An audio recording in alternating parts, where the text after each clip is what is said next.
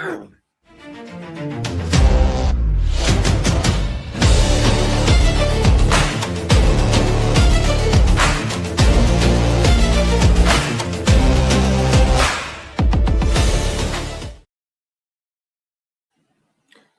evening, everyone. Welcome back. Another edition of WTP Sports, where we're trying to kill some time until college football kicks off for real. So we're coming up with things. We got team previews coming up over the next couple of weeks. We're going to get involved with, but tonight decided we'd do something a little different here. Try to predict what we think the college football playoff bracket is going to look like and when everything's said and done at the end of the season.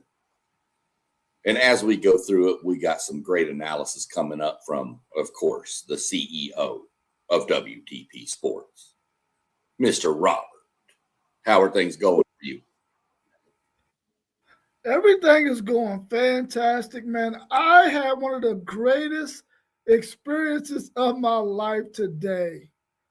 I got to do an astrology reading with the one and only Ricky Williams, All-American running back out of Texas. Me and him on a Zoom call. He did an astrology reading on my birth, how it aligns with the planets and all that good stuff, man, and, zodiac signs and all that. It was incredible and how spot on it was. I was amazed, man. I was amazed. It was a wonderful treat. I got to meet one of the people that I've always admired, especially based on his football career. And after following him and hearing some of his stories and some of the things he's been through, it was phenomenal, man. If anybody ever gets a chance or they have any interest in astrology, look him up and get one of those readings. Trust me, you will not regret spending the money on it. That's definitely not where I thought you were going to go with that story, Rob. I'm not going to lie. I didn't know where we were going, but that's not what I had on my bingo card. You should have told him to join for the Texas preview show, man. He's probably got some good insight. For sure. But before we get into the brackets, we have been graced with the presence of the COO, Mr. Postgame. What's going on with you? I was wondering about your new schedule, and I was like, man, I hope he makes it. But I just didn't know about your new schedule, so I'm very blessed that you are here tonight to do this with us. Low post, mid post, high post game sports. Man, I'm so excited to be back on with y'all, man. I missed y'all. How y'all doing tonight? Doing well. So, like I was saying a minute ago, this is something we're doing just to see how well we can look into the future, where Rob might be spot on. He done talked to Ricky Williams about it, so he's got the heads up on it. But without further ado, we're going to go ahead and bring Robert's bracket up, and we'll kind of look at it and give our analysis on what Mr. Rob had to say. So here comes his bracket. And I'll let you run through your matchups, Rob. You go ahead and go through those, and then we'll see what happens. Well, when I started thinking about who I think are going to be the 12 teams that are going to make it to the college football playoffs, I had my bold prediction, and I said that the Ohio State Buckeyes would not make the college football playoffs. So everybody looking at that right now, and you don't see Ohio State, it's because I had to stand on what I said when I had my bold prediction. So I came in with Notre Dame, number one. I feel like they're going to be a team that has the best chance out of everybody on this board to go undefeated. They do have three really good matchups. When you talk about Miami, you talk about BYU, you talk about SMU. But I think those are all games that they can win. So I had them coming in at that number one spot. Then I believe that Oregon is going to win the Big Ten. So they came in at 2. I got I got Miami winning the ACC and only really having that one loss to Notre Dame, winning the ACC. So I had them at 3. Texas at 4 because I feel like they're going to win the SEC. And then when you look at it, I think they're going to face Georgia in the championship game, and they're not going to bump Georgia down. So they're at 5. They'll be playing against UNLV. I think UNLV is going to be that group of 5 team that makes it. A few years ago, their game against Boise State was going to be the decider, and I think this year they're going to get to make it to the college football playoffs. Then at 6, I had Indiana. I feel like Indiana's going to probably come in 3rd in the Big Ten. They're going to be really, really good. Their only loss is probably going to be to Ohio State, and I think they're going to be able to get that 6th spot playing against SMU, who I believe will be playing Miami for the ACC championship game. Texas Tech will win the Big 12, even though I picked BYU to win it. I just feel like Texas Tech is probably going to go undefeated 12-0 and have a higher ranking than BYU, who they'll face in that first round and another probably matchup of the Big 12 championship game. And then I finished with number 8 and 9 being Texas A&M. And USC finally making it into the college football playoffs. That's my hopes and dreams. That's why I got USC on the board. Like it. Before we move any further with some analysis, let's go ahead and welcome in the man who is always on the move. Always. I never know where this dude's going to be. But he's here with us tonight, and we're glad to have him. What's up, Mossberg? How are things going for you? How's it going, everybody? It's good to see all the screens. Doing pretty good today. Man, I just been, like you said, man, busy here, there, doing a little bit of everything. And as I told a customer I had the other day, he came with his twin daughter. I didn't know which one it was. I told them I would definitely send a shout out on a podcast. And I appreciate y'all coming and all the support that the posts come through the KTs as well as the Waffle House. I appreciate all the support and especially the subscribes and the edits and everyone that's been reaching out and tuning in as well. But it's definitely good to see the guys, man. I feel like it's been a while, but I'm definitely great to be here this evening and to see you all as well. For sure. Glad you could make it in. So, yeah, I mean, you got any thoughts on his matchups he's going to have over here post-game? Yeah, really interesting bracket. I know Mr. Brown has a lot of college football knowledge, but I'm interested in the USC and not Ohio State. What's the reason for that pick, Mr. Brown? You know, I really feel like Ohio State has a really, really tough schedule, and I think that they're going to probably lose 3 games, if not 4 of those games this year. And I wanted to stick to my bold prediction that Ohio State was not going to make it. So I had to put another Big Ten team in there, and I didn't think it would be Michigan, so I went with USC.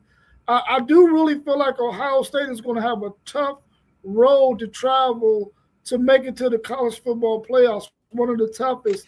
I know they got a really tough schedule. They play Texas. If they drop that game, the percentage of them making it to the college football playoffs goes down dramatically. And then you know they still have to face Oregon. They still have to face Indiana. They still have to face USC. And they still have to face Michigan. So those are 5 games that Ohio State could possibly lose 3 of those and probably be on the outside looking in, especially if they lose to USC. So I think there's a really good chance that Ohio State may not make the college football playoffs. You know what? I don't have a problem with that, Mr. Brown, because it's like this. People may disagree with your pick, but guess what? He just broke it down and explained why he doesn't have Ohio State making the playoffs. So anybody in the chat, anybody listening, you may disagree with us, but rest assured the work has been put in to come up with our decision making for sure. 100%. We didn't just scribble some names down and pull them out of a hat here. That's why everybody had their own bracket in their own stuff, so everybody could have their own reasoning as to why. Mossberg, what thoughts you got on his 12?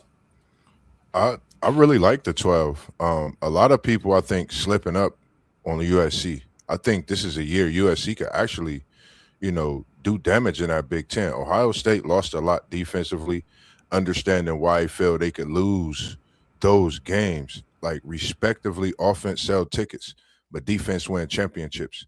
Defense gets you games that you win on a road. That game with USC and Ohio State, that's Halloween in the Coliseum. That's going to be a dynamic game. That's going to be a game where you're talking about Halloween costumes out, the whole nine. And when you look at Notre Dame being 1, Oregon 2, Miami 3, Texas 4, I like the pick with Georgia being number 5. We always talk about that scary 5 seed.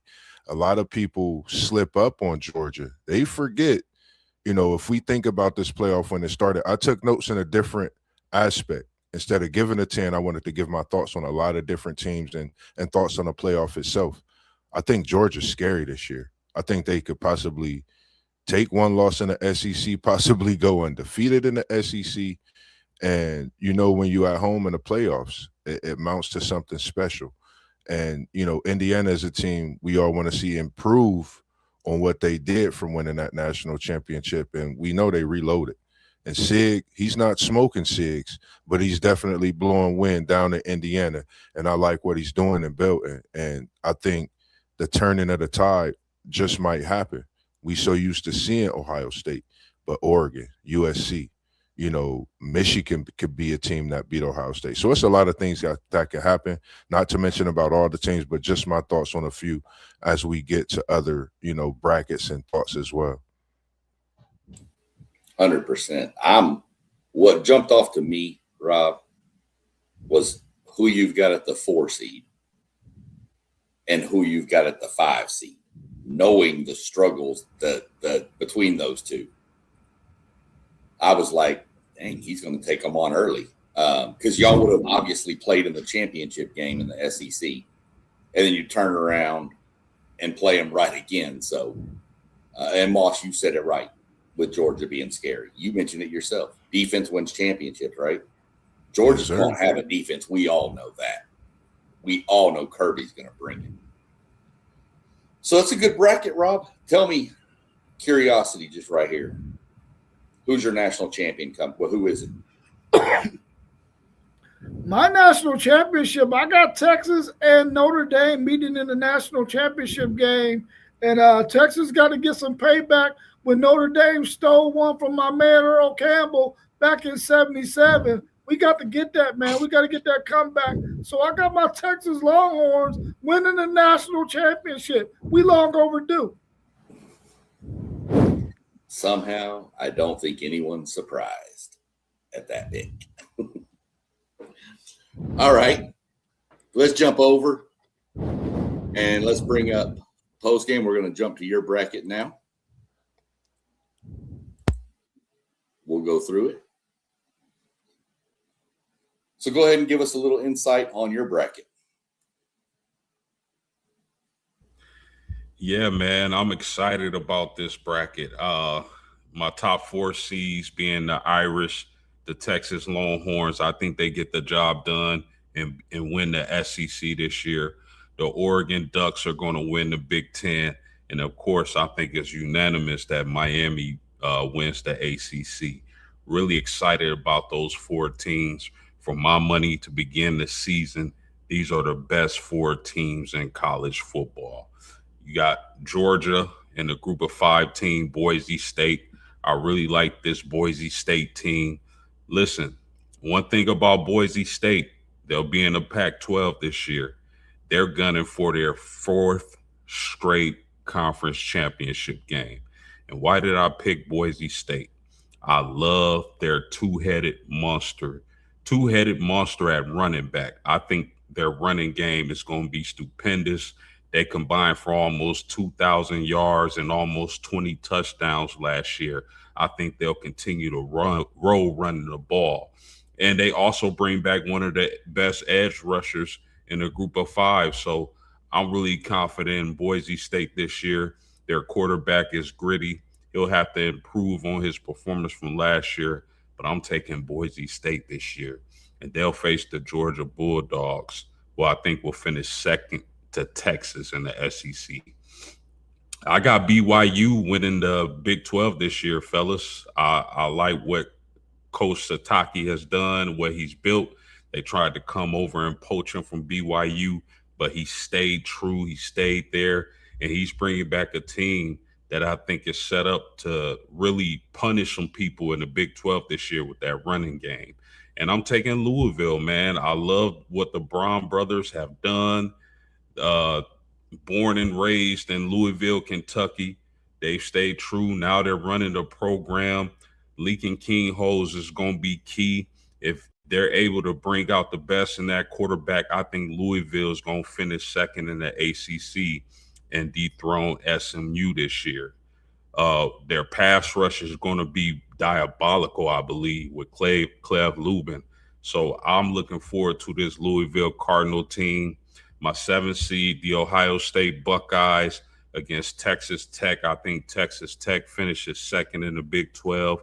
This is going to be an exciting matchup. But it's going to be the best team that Texas Tech faces all year, maybe besides BYU in the Big 12 championship game. Then you talk about the Indiana Hoosiers. I really like what they were able to do in the portal. I think Cignetti, as of today, is the best coach in college football. He's proven that. But it's going to be really interesting to see if he can continue that success he's had over the first 2 years. First year, some people thought he shouldn't have been in the playoffs. They lost to the best teams they played. Last year, they won a national title, defeating some monster squads, and a lot of them handedly. So I like this Indiana squad. And then SEC Shine, your Texas A&M Aggies at the 9 seed. Listen, for me, it's going to be on Marcel Reed. I want to see what kind of cojones this guy has. Has he been working? Has he been in his playbook? Because if Marcel is able to take that next step, I might have the Aggies too low this season. So I'm very excited about this playoff bracket, man. Yeah, I like that bracket. I like some of the matchups you've got going, for sure. Mossberg, we're going to jump to you. Thoughts? Matchups that stand out? Anything? And that Ohio State Texas Tech is the matchup for me. I think that's a matchup when you think of what Texas Tech went through in the offseason, what you think of what Ohio State went through in the offseason, losing so much defensively. I know it's two different comparisons of what they went through, but these are two big programs that had great seasons last year, and to see how they would match up against each other. And I love this Boise State at the 12 pick. I have had thoughts of putting Boise State when I do make my selections in this playoff because, like Poe said, that dynamic running back group pairing they got, I think is going to be something special to see in college football. Reminds you of, what was it, Barry Sanders, I believe, and Emmitt Smith back in the Oklahoma State pairing back in the day. I don't want to say it the wrong way, but Barry Sanders and his Allah who was in that backfield with him, I think it'll be special like that for Boise State. And this BYU team, I think, is going to scare a lot of people. Georgia, again, sitting at that 5 seed is very, very scary. I spoke with a guy who's a Georgia fan. Hopefully he's watching this and tuned in. Shout out to you and the thoughts that you had. And speaking on the things about the run game, you know, we spoke on that Georgia run game this season. When we talked, he said it's going to be a big deal for them, but the growth of Stockton is going to surprise a lot of people. He's here in Ohio, being a resident now after growing up in Georgia. And just, I appreciate all those conversations throughout the time when I'm at work with just the different people and getting that whole collective understanding of, you know, their team as well, to be able to talk about that. So for me, that's something that's interesting. Louisville being that team other than USC, I believe when posts think of if you would have another team other than Louisville, maybe it would be USC. But I like that Louisville pick, and I agree what he said with the Brown brothers, something special, and it would be even bigger if they could get in this playoff and possibly get a win. That'd be even more special for this Louisville team in the years to come, as well as the Brown brothers and what they're building. So I actually like both of these brackets, and this Notre Dame team, Texas, Oregon, Miami, I think these are going to be some teams to really watch this season. I think you're talking about defensively, offensively, they have weapons of mass destruction everywhere, and they're prime at those positions, whether it's the trenches, whether it's the quarterback, whether it's the secondary, whether it's the linebacker, running back, receiver 1, 2, 3, you name it. They're loaded at all these positions, and they do stand out respectively at those positions as well. If I had to, just let me respond. Yeah, go ahead. 100%. If I had to replace Louisville with a team, it would not be USC Mossberg. Okay. I'm going to stay in the Big Ten, and I'm going Michigan. Ooh. I think Michigan is going. Now, I don't have, let me be clear, I don't have Michigan in the playoffs. Y'all see the bracket. But if it's one team that I would exchange out for Louisville, it'd be between SMU and Michigan. Listen, I think people are going to be really surprised of what Kyle Whittingham is going to bring to the table this year at Michigan. You did my sound go out? I'm sorry. No, I'm good. Okay. John Henry Daly was on track to be probably lead the nation in sacks last year before he went down. They get him back healthy. He's an addition to an already solid Michigan defense that's going to be healthy, that's going to be hitting and flying around that Big Ten style of play. But the key thing for me with Michigan is going to be Bryce Underwood. Why do I like Bryce Underwood after the year he had last year? Because Kyle Whittingham always has an athletic, scrambling quarterback. He's never had one with this amount of talent. So I think if it's one team who can surprise, it's going to be between SMU and Michigan. 100%. We'll jump to you, Rob. Get your thoughts on post-games bracket here. Yeah, I like his bracket. It's very interesting because he has 3 SEC teams, 3 Big Ten teams, 2 ACC, and 2 Big 12 teams, along with his Notre Dame Fighting Irish and Boise State, who we know will be the group of 5 candidate. My question for you post-game and your bracket, I see you got BYU beating Texas Tech in the Big 12 championship game, and you got Louisville ahead of SMU, which means they probably met Miami in the ACC championship game. My question is, do you think they will be the benefit of having a good record? And do you think they're better than USC, Michigan, maybe even an LSU out of the SEC? Yeah, they certainly have a shot, Rob, and I'm not putting it past. I'm not sure. I don't have the schedule pulled up. I'm not sure if Louisville plays Miami in the regular season, but let's not forget Louisville took out Miami last year. I think this Louisville team is better this year. Now, I'm not saying they're better than Miami, but I really like what I see from the Brown brothers in that Louisville squad. I don't think they'll have a devastating defense, but I think they'll have one of those defenses where if their offense is clicking, they're going to unleash those 2 pass rushers on opposing teams. And I think that's going to wreak havoc in the ACC this year. So that's why I have Louisville slightly ahead of SMU. I'm trying to pull it up. I don't believe Louisville plays Miami. I don't think Miami plays SMU either. So no, they don't. They don't get Miami. I'm looking at. No, go ahead. Because you got. No, you're good. Go ahead. No, go ahead. You jump in. Go. I was just going to think about I see you got Texas at 2 with that.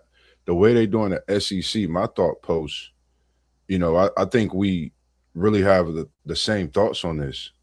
Shout out to the hometown Heen, being a part of that Texas linebacking core. And I think he's going to bring something dynamic to that defense. I think, for me, my question would be, is this a season that Texas really put it all together, with what they have? This is what, year 3, 4, with Sark, over at Texas. I think this is a big year. I think 5. I think this is a big year.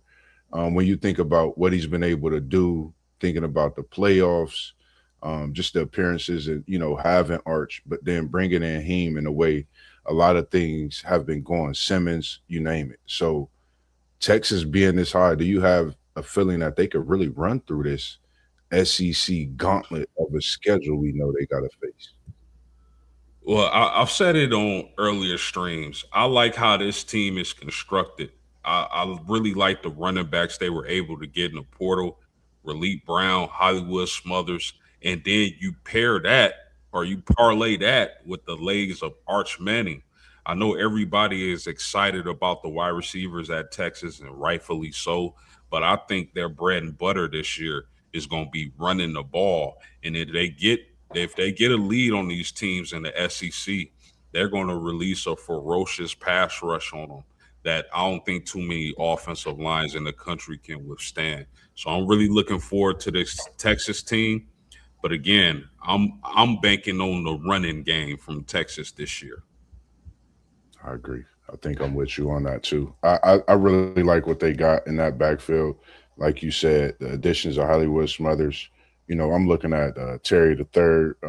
Another guy that's came in for Texas. I think he's going to be special. So, that top 4 you got, like I said, I really like it. Notre Dame, Texas, Oregon, Miami, Oregon. I think this could be a year for them too, where they really run through that Big Ten.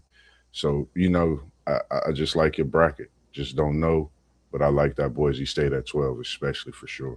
Let just real quick before you move on, SEC, if you don't mind, let me read off Louisville's schedule, fellas. Of course, the first game of the season, September 6th, they have an away matchup with Mississippi. That's going to tell us a lot. Then Villanova, SMU is a key game. After that, Wake Forest, NC State, Florida State, Syracuse, Stanford, Georgia Tech, North Carolina, Pittsburgh, and Kentucky. Now, of course, there's some teams in there who can win a game on any Saturday in the ACC when you talk about the ACC conference. But I think they have a favorable schedule. They got a couple of tough games, and if that offense plays up to its potential, I definitely can see Louisville making the playoffs. Yeah. I mean, that's spot on. Louisville's schedule is laid out for them. So, I mean, more so than SMU and not Miami. Miami has a really good draw.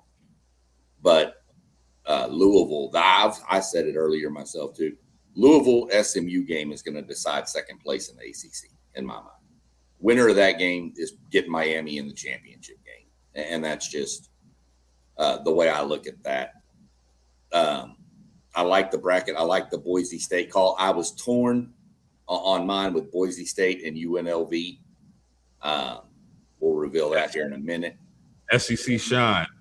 That group of five. Listen, UNLV is one. Navy is one. Boise State is one. Memphis is one. SMU is one. Or James Madison is one. Hawaii is one. Bro, that race is going to be exciting.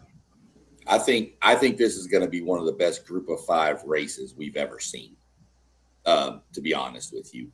And I mean, I don't think it really is going to matter who gets it. I mean, they're going to be fodder for the number 5 seed anyway.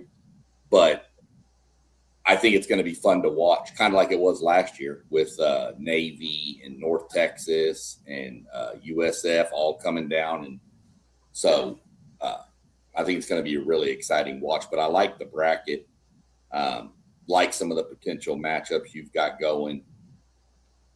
I knew you'd have BYU in there beating Tech. You've been really high on BYU every stream we've had.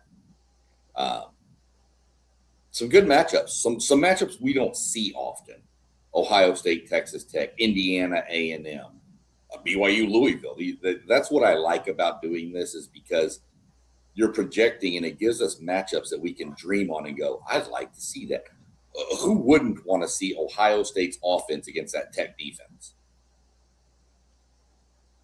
You know, we'll see how it plays out. So, same question I gave Rob at the end: national championship game and winner. Michigan has their national championship. Then Ohio State got a national championship. Then IU got a national championship. What does these teams have in common? Midwest teams. The Midwest is going to take the national championship home for a fourth straight season. And this time, fellas, it's coming to South Bend, where I was born and raised, under that golden dome. The Fighting Irish of Notre Dame defeat Texas. Oh no, they can't play Texas. They can. The bracket didn't put 1, 2, 3, 4 in order. Oh, where they would okay. be. Okay, got you. The Fighting Irish of Notre Dame defeats Mr. Brown's Texas Longhorns in the national championship game. A fourth straight championship to the Midwest. Let's go. Ooh. Again, I don't think anybody would not have seen that prediction coming. Not even saying it's homerism based between you. With Rob, it is, but not with postgame. Rob is always homerism for Texas. We know that. But we live with it. It is what it is. Yeah, good bracket. Before we move on to the next bracket, which is mine, I'm going to let Mossberg take center stage and just kind of give me what you thought. I mean, I know you were busy with a bunch going on, didn't have a chance to get the 12 sent over to me. That's fine. No big deal. Go ahead and just run through some matchups you see in the playoffs that could happen that you're looking forward to. I actually, when I was writing down, it was really tough to determine a 12 for me. So, that was a real main thing that I went with, wanting to break some things down. I see so far, waiting to get to yours, nobody picked LSU. I think LSU could be a team to watch. Just my thoughts. I think they could be a team that could sneak in. The SEC is loaded. The Big Ten is loaded. I singly only have Power 5, Boise State. I'm looking at my paper right here. I have Notre Dame, only independent. Big 12, I have BYU and Texas Tech. The Big Ten, I actually have 5 different teams. Ohio State, Indiana, Oregon, USC, Michigan. And then in the SEC, I already said LSU. I also have Bama, Texas, Texas A&M, Ole Miss, and Oklahoma. And then over in the ACC, I had Miami, I had SMU, but I had a shocker, and that's that Clemson team. A lot of people is not thinking about when it comes to Dabo. The ACC, I think, is going to be a conference to watch this year. As we all know, it kind of shook things up in these 12-team playoffs in these first few years, along with, of course, my homerism with my Seminoles. If we could come in somewhere and snag something out the air and be ready for that preview Sunday, Monday evening for sure. And then I picked Louisville as well. I did have Louisville down in that ACC. So, when you think about it, it makes me think about when we've always talked about having that 24-team playoff or having 16. When you jot it down, it's really hard to determine. And when I get headaches, I kind of step back. And that's what I had to do after writing things down. I said, I'm going to just do what I do and talk my talk a little bit because it's easier for me. And I think LSU, Oklahoma, I think Michigan and USC are the teams to watch. When you talk about SEC, when you talk about Big Ten, when you talk about Big 12, I think this could be BYU's year. ACC, Clemson and Louisville.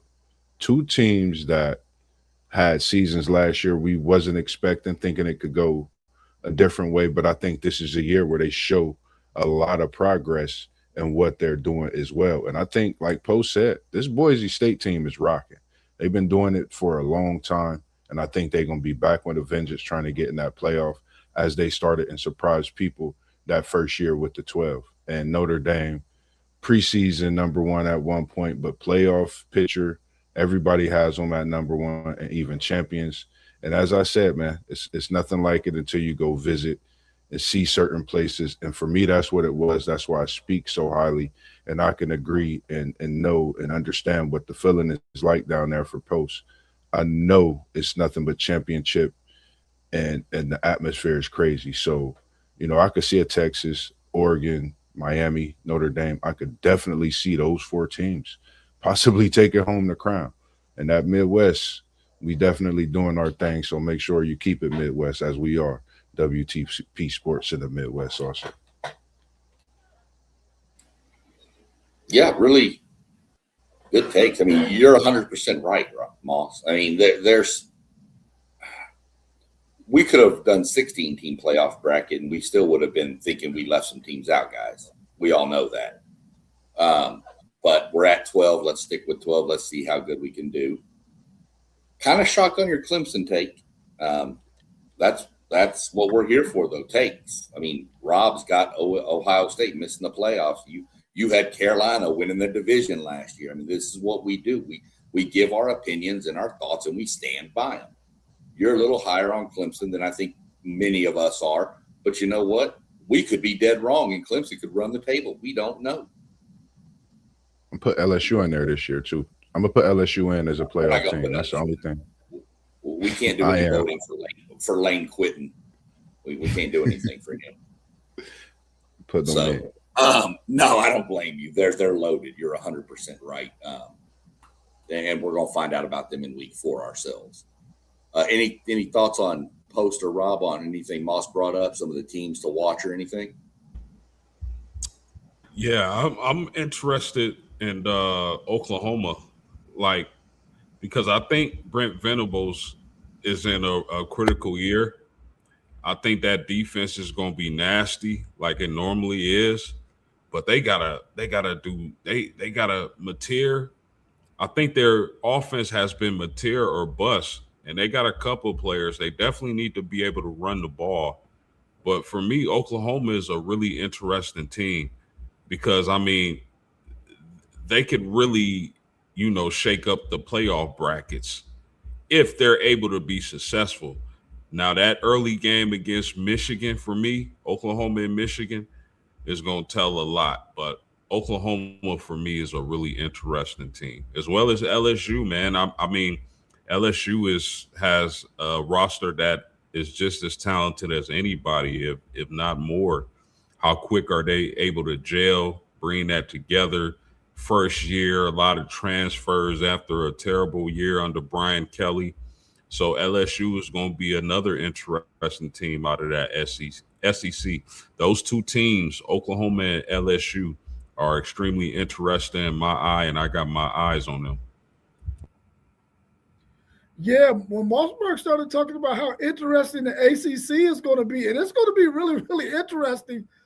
It's going to be so interesting that it's possible that they only get their champion in there, and we realize that maybe a Michigan creeps in there, maybe a USC, maybe a LSU, maybe a 4th team either in the Big 10 or the SEC gets in over having two teams from the ACC. Because I really feel like when you talk about that Louisville team especially, they get 2 SEC teams, front end and the back end. What are they looking like by the time they play Kentucky in their last game? Are they beat up? Are they mangled?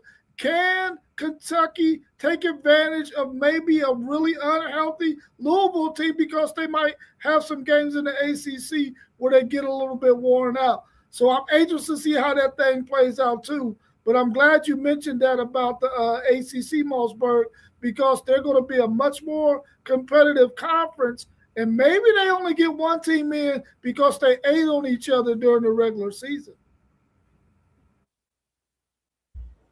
One thing, though, about the ACC, if I could, Louisville doesn't play Miami. Does SEC shine? I think you mentioned early. Does SMU play Miami? I'm not sure if that, bro. If that's okay, so none of their premier teams, in my opinion, play each other. That could SMU and Louisville play. That's right. SMU and Louisville play. But still, that ACC They play Florida State too. Well, you haven't said a word about Florida Nah, State you since good. last You year, good. so I don't know what to expect from the Seminoles, dog. I can't wait for your preview. But the ACC fellas can end up a mess again, and I'm so glad they fixed their tiebreakers this year.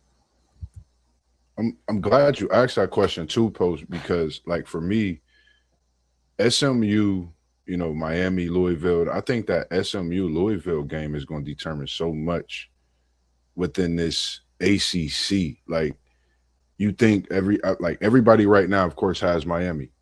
I'm going with SMU, to win the ACC. The reason why is just think of that year that everybody had Miami winning and the struggle they had to get to that first playoff.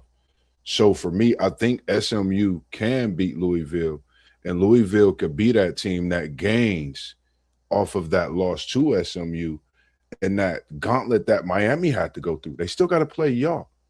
They still got to play Duke. They got teams that they have to play on their schedule, and it's not going to be no cakewalk for Miami. When you think about Clemson, Florida State, Pittsburgh, North Carolina, Notre Dame, Duke, Virginia Tech, that's a gauntlet for the ACC with having that one non-conference game playing Notre Dame.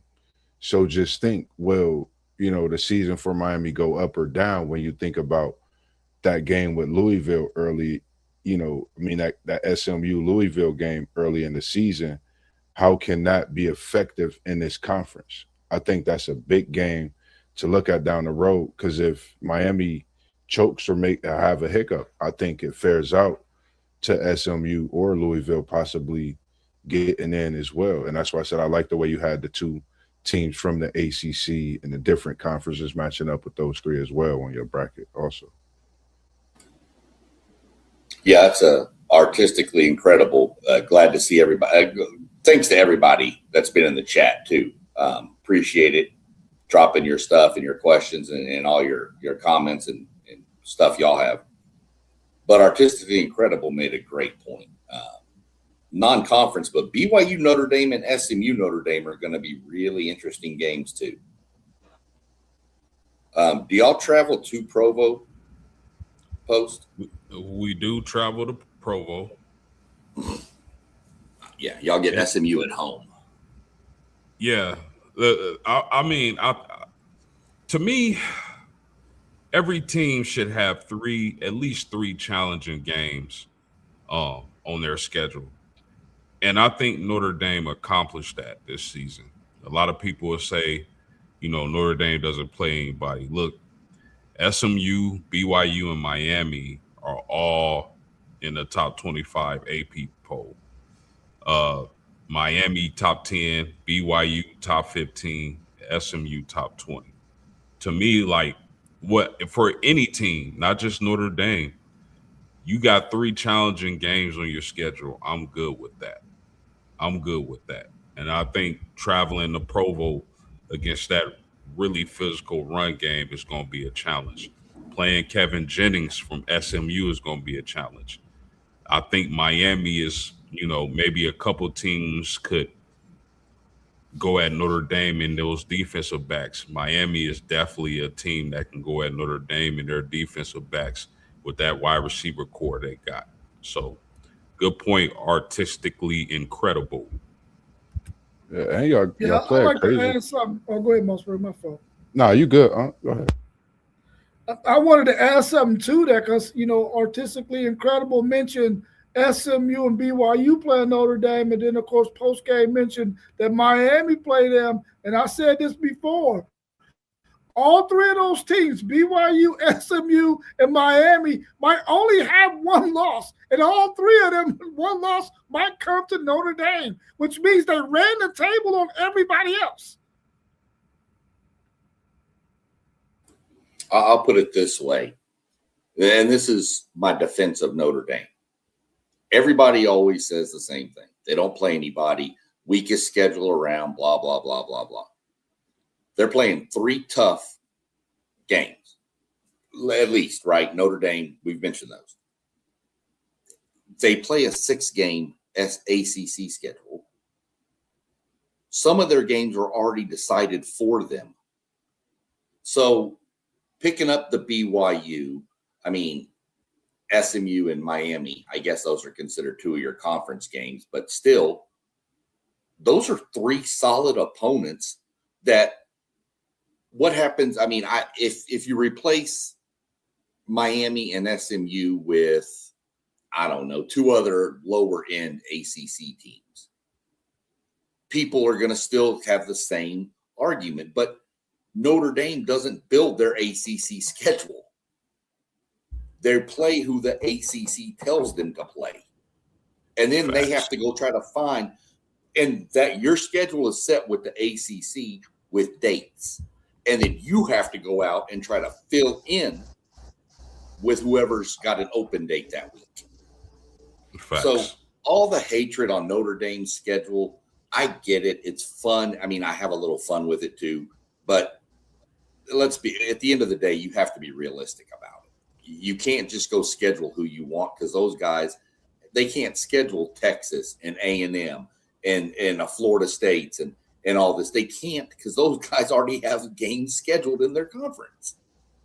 Facts. So and everybody can just kind of get off on that for a minute. But let me add this, SEC Sean, and this is why I hate preseason strength of schedules, because we don't know. Half of the teams ranked in the top 25 last year did not end up as a top 25 team. You telling me there's no chance Wisconsin could be good? You telling me there's no chance Navy can come out of the group of 5? Like, come on. I like the fact about the situation with Notre Dame's schedule. A lot of people, like, you know, my brother's a diehard Notre Dame fan, and you know, since meeting you post, it's the same thing. You know, you can't negate what they do with their schedule. Their schedule is a certain way. They, like you said, SEC Sean, that's how it is. So for me, when you think of this schedule that Notre Dame has, you starting off playing what, 3-4 Big Ten schools, you over in the SEC, you over in the Big 12, regardless of the teams that they're playing. You got SMU, Miami. Yes, normally it would be USC or Florida State in those positions. So respect is there, regardless of what people want to say about this Notre Dame team. I think for me, I'm still tripping off the fact they got snubbed last year, but we ain't going to talk about this. This is a new year. So for me, the schedule they have, I love it. And I think they're out to prove something different to everybody that has something to say, not just last year. I'm talking about the last few years. And there's been talks about their schedule over the last decade, in my opinion, TV, you name it. So for me, I think it's something that Notre Dame has been known about. I think this schedule is put right in their arms for them to grasp and take over. yeah, I was looking at that question, and it was kind of making me think. I know it had been talk about that, with Notre Dame being no higher than a 5, but I don't think that's correct. I think if Notre Dame is ranked 1 or 2, they're going to be 1 or 2 in the seeding. Yeah, that was only when they were taking the conference champions to take the spots in 1 through Right. 4. Now that's no longer the case. If Notre Dame finishes, where if they finish 1, 2, 3, or 4, that's where they're going to be positioned at if the committee got them there, so they can be in the top 4. Yeah, I knew there was something about it, and I couldn't remember, but I was like, I don't think that's the case anymore. So good point, Rob. I had forgot that at the first they were doing just the conference champions for 1, 2, 3, 4. So, yeah, valid point. Good question, though. Artistically incredible, because it took some digging on to figure it all out. Well, we'll bring up my bracket, which has my one bold pick on there. That I've kind of reversed a little bit on, but not fully. So here comes mine. We'll bring it up. We have the same top 4 except for one. And I can't put Texas over Georgia. I just can't do it until they beat them. That's just my theory on it. We all have the same others. What I found crazy before I go through it is if you look at the 8-9 matchup, I need to pay more attention. But all of three of us with the brackets have A&M hitting Notre Dame in the next round if they were to win their first round. So even myself included as an Aggie, I guess we all just hate A&M giving them that to go, because that Notre Dame is licking their chops if A&M comes rolling to town. They want revenge bad. And I don't blame them. I don't. But that would be, so we'll see how it plays out. But yeah, Notre Dame, Oregon 2 wins the Big Ten.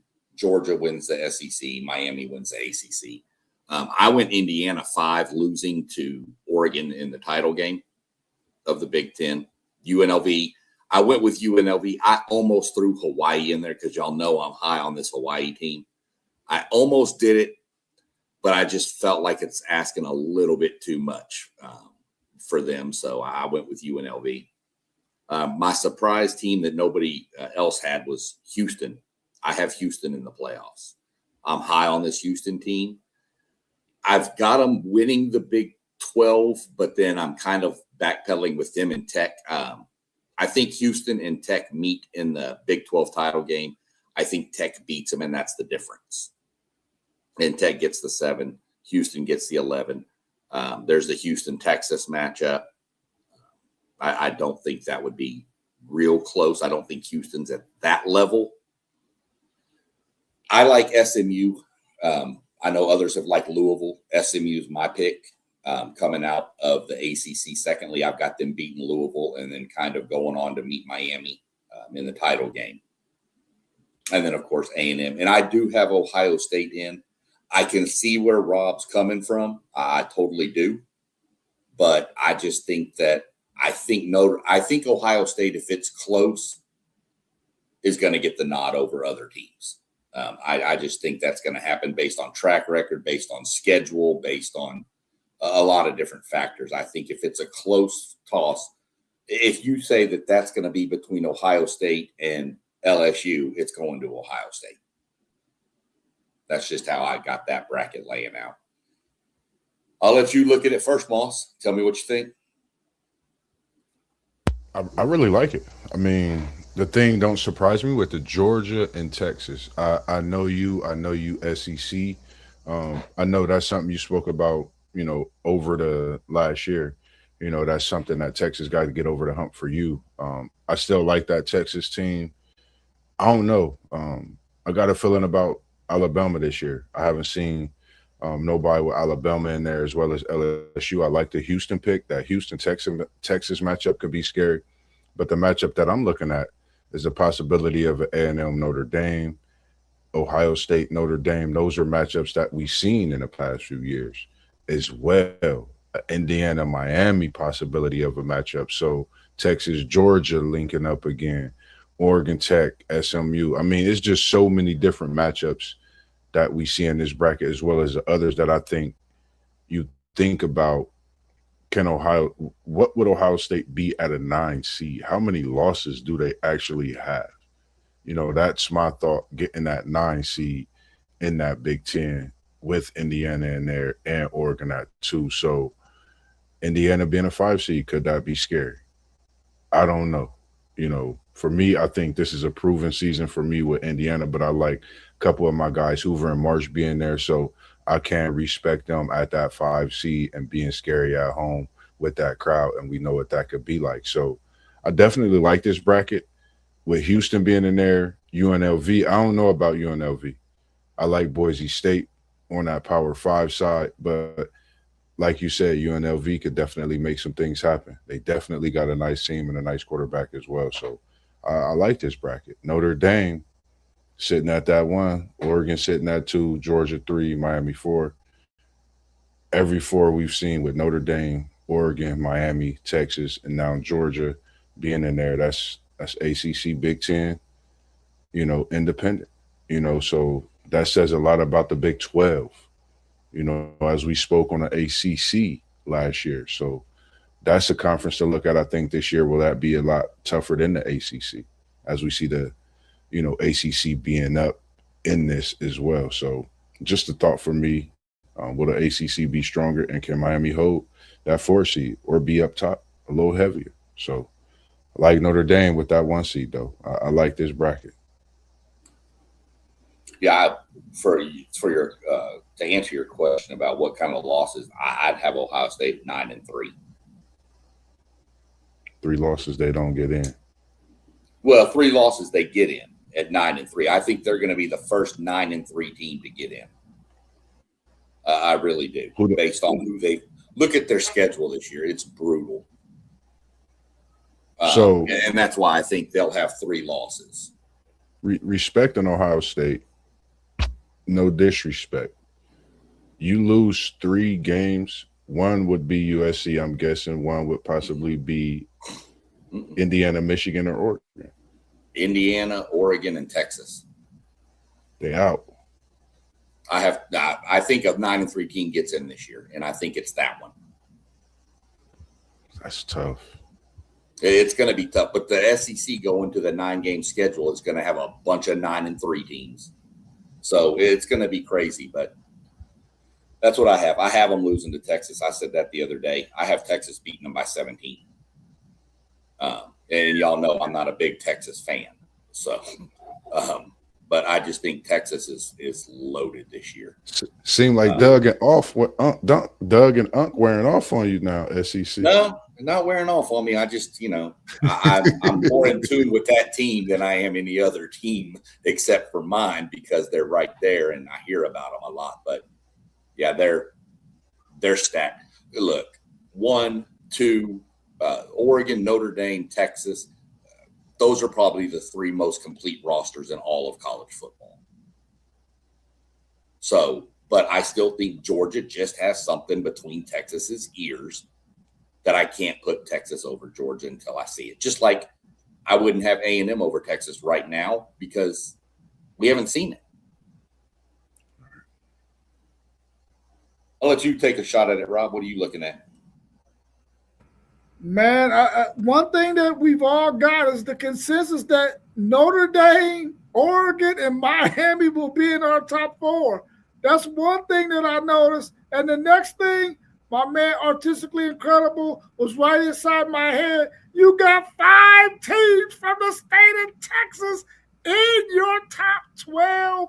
I know the state of Texas is going to be doing double backflips because they get to see 5 of their teams from the state in those games, and 2 of them are 2 games are matchups between Texas teams. You got Texas and Houston. You got Texas Tech and SMU. Man, I know the state of Texas is going to be going ham. And if A&M can pop Ohio State, boy, they're going to be dancing in their birthday suit, bro. I like it. I like your bracket.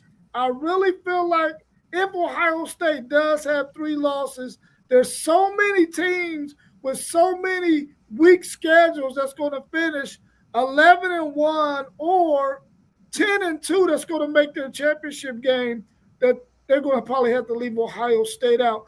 Not because they're better than Ohio State, but simply because their record is better. And I said this a million times. I hate that. Yeah, I realized that after I put my bracket together. I went, well, I'm going to catch hell for this. But, welcome to conference realignment. It just so happens that they're all spread out now. It's not 15 years ago where you had all of them in the Big 12 together. So, plus, remember, there's 50 colleges in the state of Texas that play football. So there's a little bit of college ball going. But I realized it when I did it, and I was like, yeah, this is gonna go over not real well. But like I said, when you look at the conferences, Tech, Big 12, SMU, ACC, Houston, Big 12. Notice I left BYU out because I've got Houston in. Texas and Texas A&M. I honestly feel those are them. So that's why I went with it. What are you looking at post game? What caught your eye there besides maybe the matchup with A&M? Oh, well, this is what caught my eyes. This is clear Texas bias.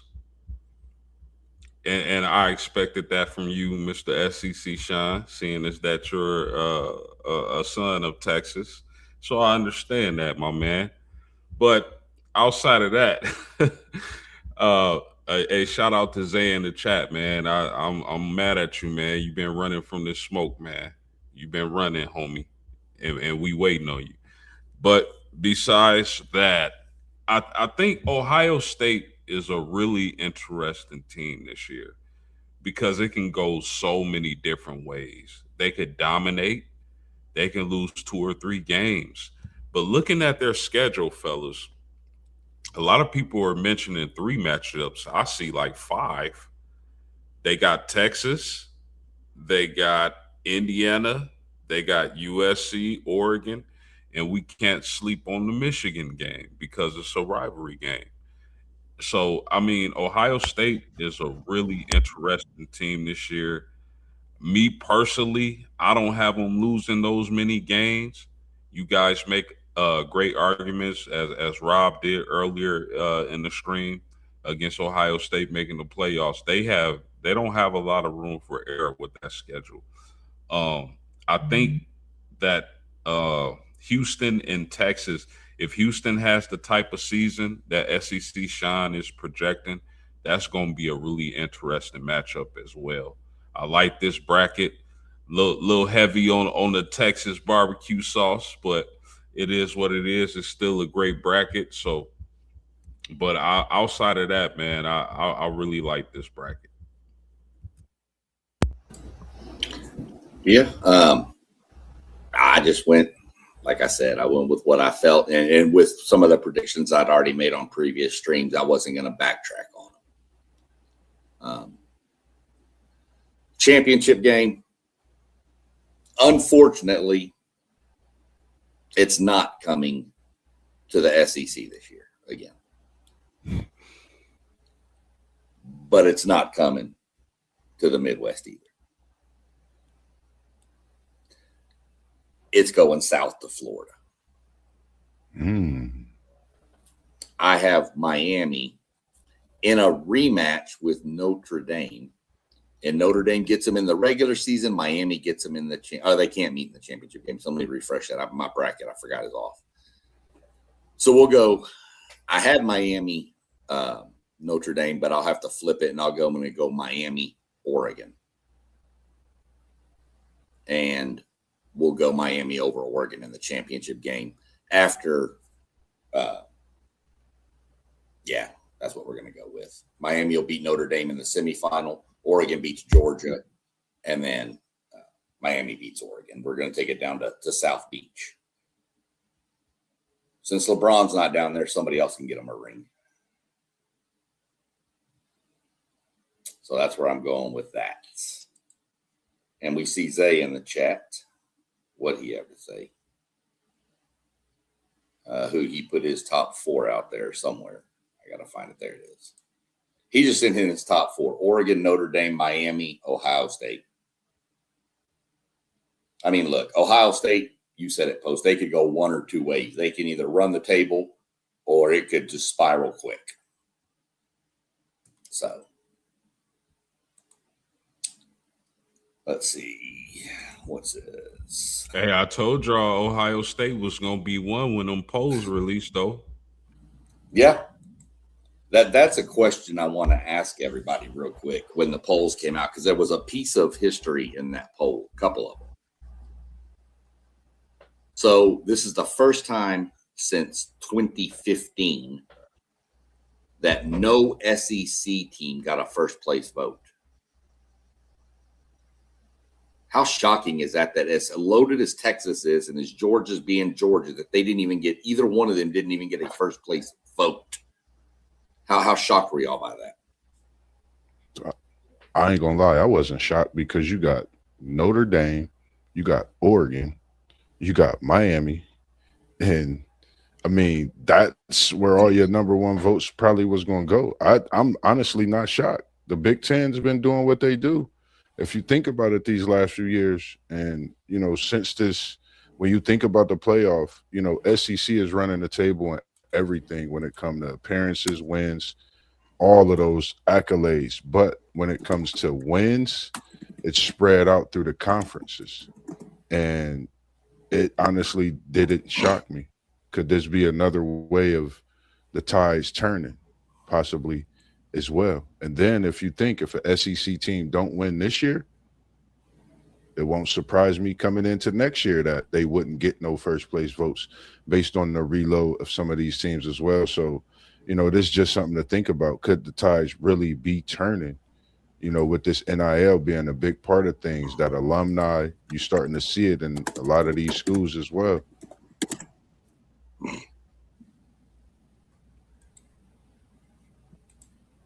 Anybody else?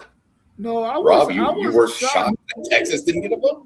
No, I wasn't shocked because when, like what Mossberg said, when you look at that roster that Notre Dame has, it's unbelievable.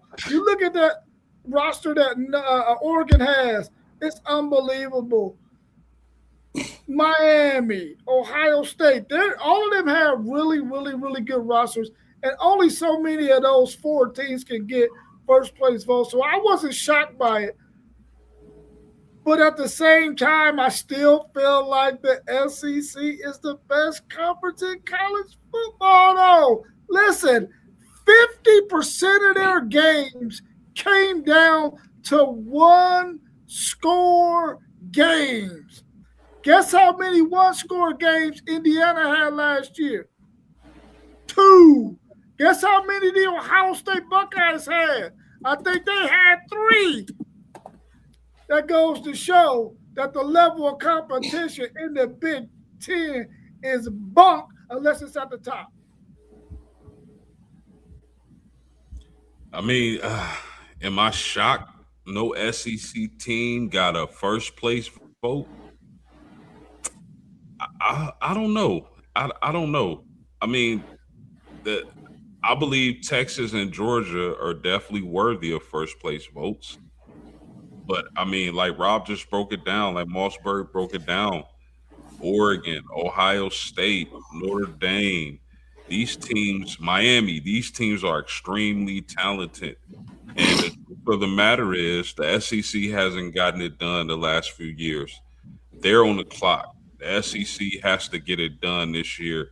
They can't go all these, 4 or 5 years without a national championship. So the SEC, 4 years without a natty. The SEC is on the clock. The only reason I found it shocking was because of all the stuff we keep hearing about Texas and their roster. That out of all the voters, 69 of them, not one gave them a vote. That's what caught me shocked. The hype around Texas and even Georgia being good. I would have thought Texas would have got a first place vote over Georgia, to be honest, just because we've heard about it all. Arch Manning and Cam Coleman and all the stuff they've done. That's why out of 69, I was shocked one didn't. This is also the first time in 17 years that Bama hasn't been preseason top 10. Another crazy thing about it, SEC, not to cut you off, my bad, was You're good. Just to think about it. When we thinking of this playoff, I did a little research. Georgia is the last team from the SEC, back to back. Then before that you got Bama, LSU, Clemson, Bama, Ohio State. You have no Texas, no disrespect. So I don't think they believe in it. I think that's why this year, this is a big year for Texas. I think overall, what they did to bring in what they have and the way things are going, we talk about Sark not really being on a hot seat. I think his seat get a little sturdy, New York City style, if they don't get the job done this year.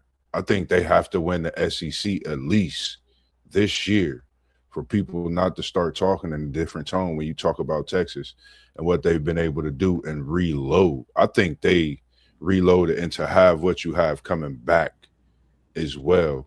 You know, when you think of Notre Dame, like you say, Oregon, Miami, you know, of course you think of Texas, but the question is, are they going to go out and put it together? We've heard so much from before Arch's arrival, and now he's been arrived and he's been there, you know.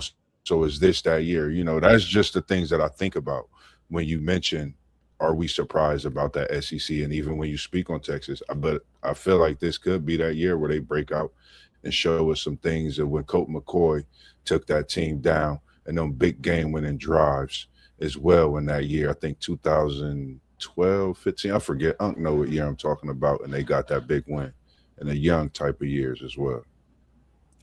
Yeah, Yeah, go ahead. You're good. I just want to add, I don't think Texas has to win the SEC.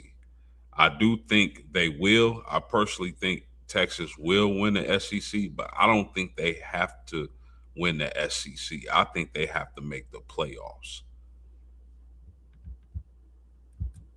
Yeah, I'll be before Rob can even jump in. I'll jump in and tell you, Texas, and I know you'll agree, Rob, has had some of the best rosters that has flat just underachieved.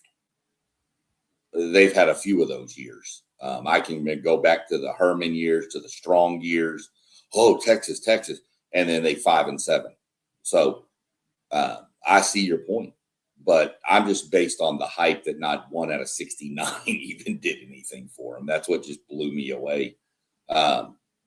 And you know, it's true. We're on the SEC is on the clock post. You're right. But you know, I don't like to bring up history, so I won't bring it up. But I mean, since the playoffs, it's been pretty heavy dominated by the SEC.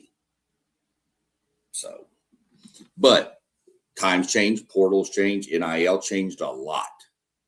I mean, did anybody raise your hand if 5 years ago I'd have told you Indiana's going to win a national championship in football? Would any of you have raised your hand? Not a soul. It's all changed. And to speak on that, when you say the SEC, if we think about how long the playoff era has been going on, just think of the era and how many titles the SEC got. They have 6. Big Ten got 3 straight. I like what you said on that post. They on watch for real this year. The SEC is, I think, the conference that's on watch most because they've been known to run this when it comes to the playoff. It's SEC. But when you win 3 straight out of a conference, and I like the way you mentioned that Midwest, you know, that NIL, that those bags are getting different, but those players are moving to where you could also play around all of those different weather elements to where that makes that difference. And when you going to play in the heat, when you going to play in the cold, when it's cold, they be ready for the cold. That's like being a kid and you just out there. It's like a smear to queer. So I think it's definitely something to look out for. Big Ten, get another one. I'm gonna go ahead and say it again. I think they definitely running college football for the time being right now, understanding how the playoff things happen. But that NIL makes way for players to go from being in the ACC or being in the Big Ten or SEC to switching and changing to different conferences. So, you know, the NIL has changed a lot in these years of this playoff as well. Yep, definitely has, for sure. And you're right. Big Ten is running the game right now. But somebody else had to. The SEC was getting tired of doing it all. I mean, we only went 7 in a row at one point. Come on. And then 9 out of 13. So, I mean, we got tired. I'm just kidding. We'd love to still be winning them. But the Big Ten is running it right now. You are correct. There is no doubt about that. I don't think anybody will argue that. So, what else we got? Just a quick question. Just a quick question on, since we're talking about the college football playoff, do anybody know who has the most college playoff? I mean, the wins in the college playoff football era. Like the 12-team era? Just the whole college football playoff era from the 4-team on up to the 12-team now. I would probably guess Georgia.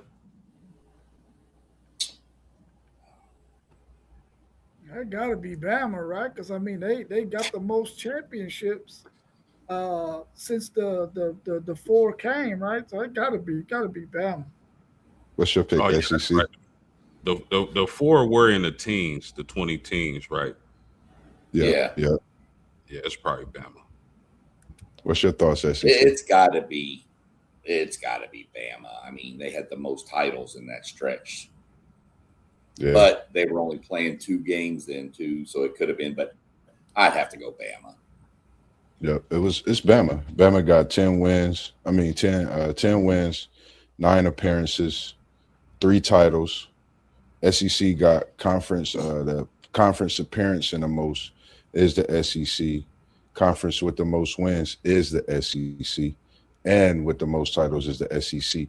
So, just to think about that, that's crazy what the NIL has done to college football, but it just gives us a perspective of being able to talk about that Power Five and how strong of Notre Dame being that independent team, seeing them on this run that they've been on with Freeman. Freeman came from the Big Ten, being at Ohio State. So it's so many different things you could look into. I think that it's great to actually think about that it's in college football now, overall seeing the tides change and different players being able to go to different conferences and things like that. So, just give us something to think about in the long run. Well, what it's done, and I think everybody here can agree, what the whole landscape of realignment, NIL, portal, all that has done is it's given us what we wanted. 8 years ago, were people not screaming, and of course we didn't know each other. I didn't know y'all back then, but wasn't everybody screaming that I'm tired of Clemson and Bama? I'm tired of this. I'm tired. And so we expanded, and now we're getting new blood in. A&M got in last year. The group of 5 gets a team. Indiana, I mean, for God's sakes. I mean, SMU was in it 1 year. So, I mean, we're getting what we want with different teams because of all the different moving parts of college football.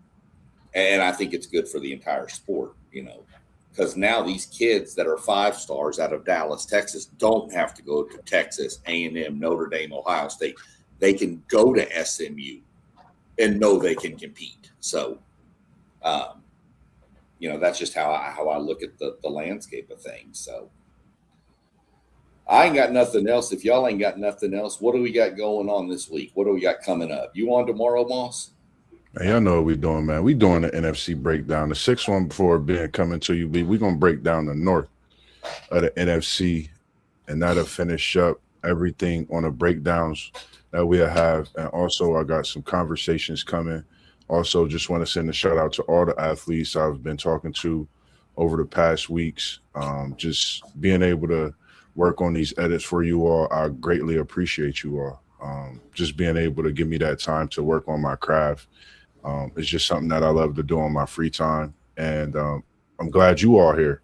I'll be doing Football Friday night at Northland High School this season. And wouldn't be able to do that without you, Unc, being able to bring us all here and do what we do on this podcast channel. I've been excited. I've been doing a lot of studying with Gus Johnson, Keith Jackson, one of my legends, rest in peace, who I watched so long do his commentary. So, and appreciate the Northland staff, the principal, the athletic director, Mr. Bowes, just everybody involved in making this happen, and just all the support through all the social media, Instagram, every network that I'm on. I appreciate all the love that's been shown, as well as the support. Also, I don't want to forget anybody, but it's definitely appreciated as well.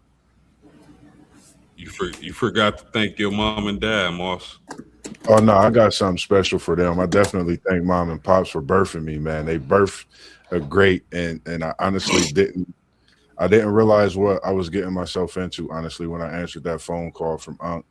And I guess it was something that was in me, hearing people when I was on the intercom saying you have a radio voice, and to be preparing myself for football Friday nights and to be echoing that voice throughout the stadium and throughout the neighborhood. Trust me, the North Side over there in Northtown, if you're over by Northland High School, trust me, on football Friday nights when they at home, you're going to hear that voice of Mossberg, and I'm going to be coming, and we're going to be heavy, and we're going to be in that end zone for sure. So it's just a great thing to do, and I can't wait to be there, man, for sure. Yeah, of course, on Thursday, we got the U preview jumping off at 7:45 post game. If you're available, you can host that, even though it's already set. I don't know if you had to work or not, but that's set.